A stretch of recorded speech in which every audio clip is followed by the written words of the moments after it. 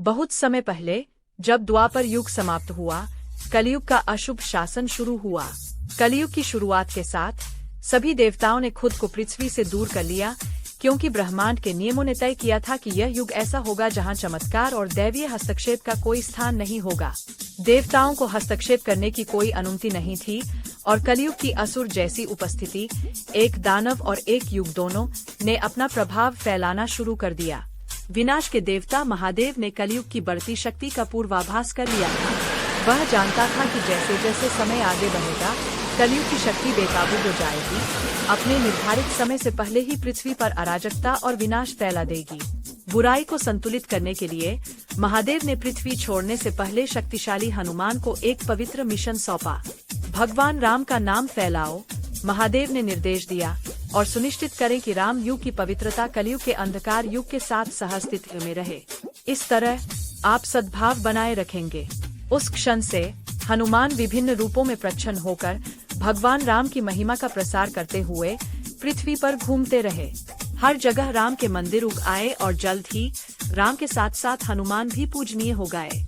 इसने शक्तिशाली योद्धा को निराशा से भर दिया, क्योंकि वह खुद को केवल राम के एक विनम्र सेवक के रूप में देखता था, पूजा के योग्य भगवान के रूप में नहीं।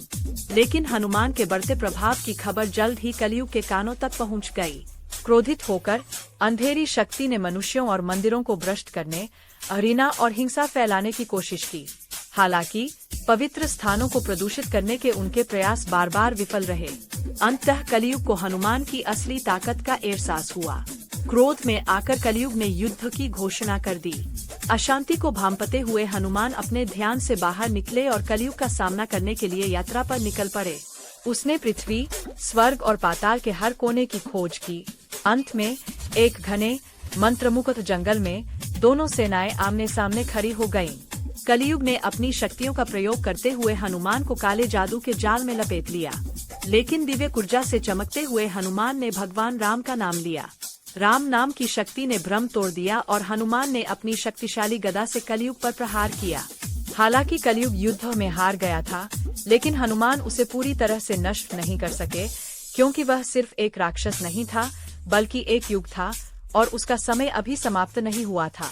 उस दिन के बाद से हनुमान और कलयुग ने अपना शाश्वत संघर्ष जारी रखा। जब भी कलयुग सत्ता में आता, हनुमान उसे हराने के लिए उठ खड़े होते, जिससे यह सुनिश्चित हो जाता कि अच्छाई और बुराई का संतुलन बना रहे। यद्यपि संसार कलयुग के अंधकार से प्रलोभित था, फिर भी हनुमान की अथक शक्ति और भक्ति से संसार सदैव बचा रहेगा।